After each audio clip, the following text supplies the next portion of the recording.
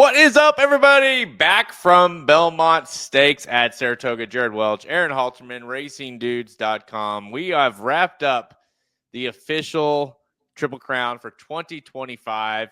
This last weekend, we saw the Belmont Stakes presented by NYRA Bets live and in person, Halterman, at Saratoga.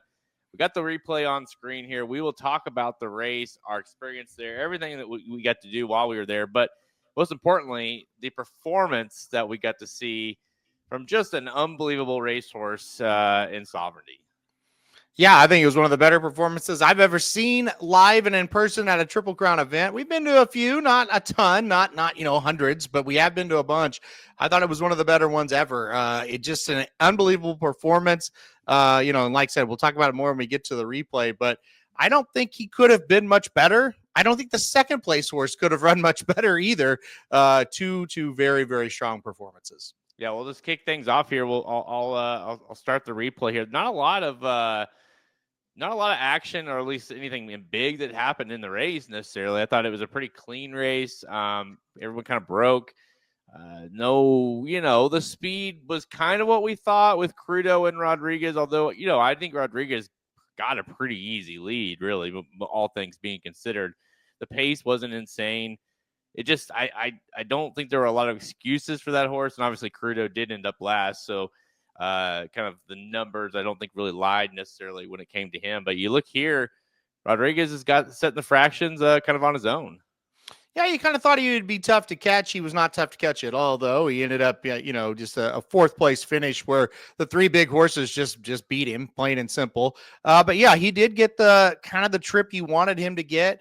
And like you said, he's pretty comfortable there. But, coming off of hadn't raced since April, I wasn't real surprised, even though, he does run 47 and change to the half, that he kind of backed up a little bit. But again, here was a big element of this race, and the first thing that really had me shocked, look who's sitting in third. It's Sovereignty. Sovereignty was in third early. You usually are seeing him where the number 8 is at this point, Heart of Honor, but instead he's sitting in third. Now, you see Journalism makes the move, so he does get the jump on him a little bit, but Sovereignty is much, much closer this time around. Yeah, he was. Ivan, you leaned over to me, and you're like, look where he's at, at that point, and even having said that, you look at the way Journalism looks like he is about to just explode. And really, in fact, he is. Yep. At this point, you thought, okay, this is he's gonna roll with this thing. And then the next thing you know, okay, now we're gonna see a match race. And then about as soon as you thought that, the race was over. Yeah, like when I bet on Journalism, when he turned for home, I leaned over to you and said, we're about to see something really special. He is absolutely going to fly home.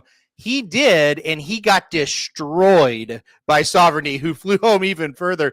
And it was just like the Derby. I was watching Journalism. He turned for home. I said, oh, man, we're in a good shape here. He's looking great. And then the millisecond you scroll back and you look towards Sovereignty, you're like, no, he's not moving as good as that horse. And I think people really need to realize Journalism ran a race that would win many Triple Crown races, many versions of it. And he could not do this one. And he wasn't even close because Sovereignty ran one of the best races, like I said, that I've seen in person in a long, long time. I thought he was just unbelievable to catch a horse that easily who was putting away everybody else in the race very easily. That is rare. If you get up and he win and he beat him by a nose or it's a half length, you go, man, battle, what a race. He blew by him like he was standing still.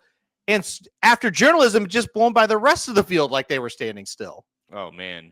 109 buyer, really, for Sovereignty. This is a horse that just continues, and like you said, like Journalism has done, it's just such a kind of a tough luck horse, really, because, he's done nothing wrong the entire Triple Crown trail. And really the only race he's done anything wrong, which wasn't his fault by any means, was the Preakness, and he won. Yeah.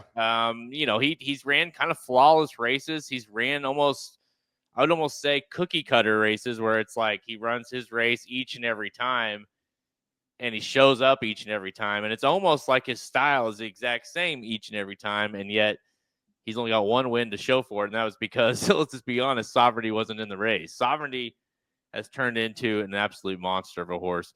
I'll ask you, look at here, okay? So at this point of the race, so I'll pause it. It kind of hit the stretch.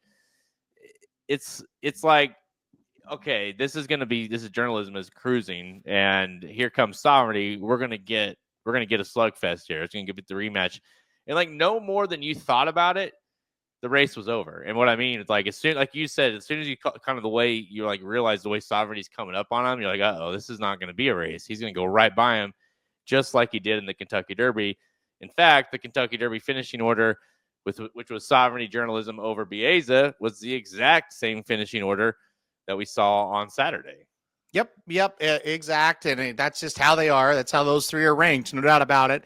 Baez has now had 3 chances to beat Journalism, couldn't beat him in any of the 3. And like I said, Journalism's had 2 chances to beat Sovereignty, and it hasn't really been close. And to me, the Kentucky Derby was super impressive for Sovereignty. This was on another level, though. I'll still say that I thought Journalism ran well in the Kentucky Derby, but not his best. I think Journalism ran his absolute best in this race and still was smoked. And look at the gallop out. This horse is just full of run. You just cannot say enough good things about him. No question to me, he would have won the Triple Crown if they tried it. I just think he's that type of horse.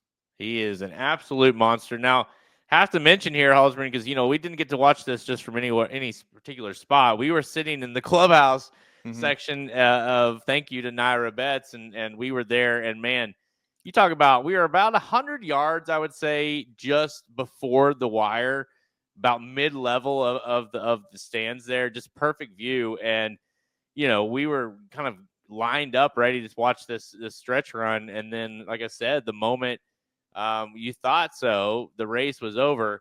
But it was a fantastic race. We bet all day. I mean, listen, if you guys haven't done it, and I get why it's not like anybody can go access those, but if you can get the opportunity to go to a clubhouse section for a big race, do it. It was unbelievable. Food, drinks, there's people checking on you. We had our own tablet, our own screen there that we could not only watch, we were watching Churchill, betting on Churchill. We were betting, of course, here at Saratoga. We were able to use the NYRA Bets app there that's part of that booth. Of the box there and making our bets. It's linked right up to our NYRA Bets account. It was really almost too easy, because now when I go back to the track, I'm be like, damn, I gotta go back. I go back and sit there.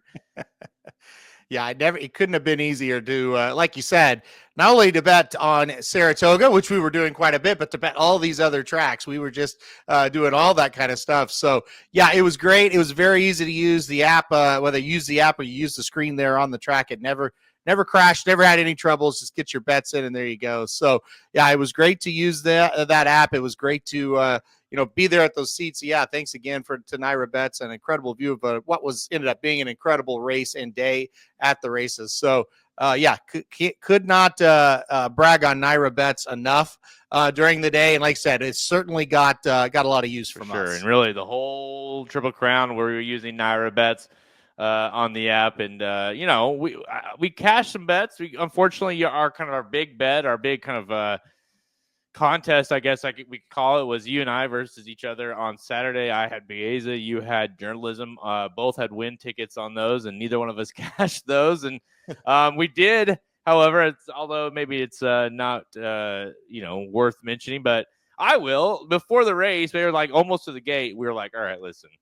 I think we had $50 or 20. No, it's $40 maybe left in the account. And I was like, I'm betting Sovereignty. I'm putting win on Sovereignty because I know he's going to win because you and I both aren't picking him. And of course, there you go. So that kind of saved the day, all in the NYRA Bets app. Guys, if you want to sign up for NYRA Bets, there's a link right here in our bio here in the description.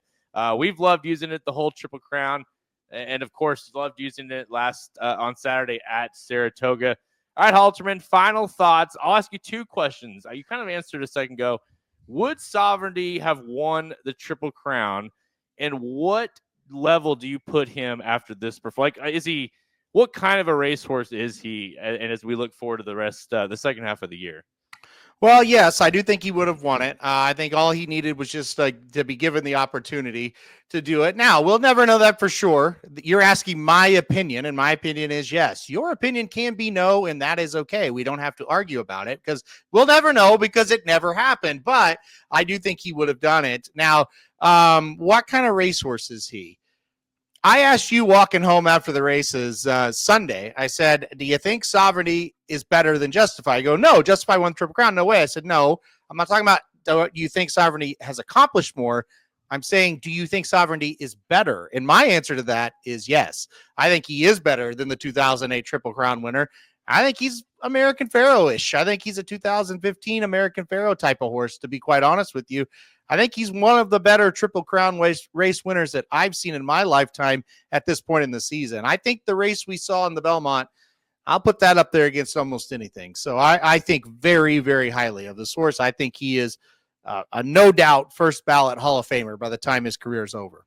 I mean, that's pretty high words for a horse that just kind of feels like we're just now learning what kind of horse he is. And that's pretty incredible considering we're only halfway through his 3-year-old year.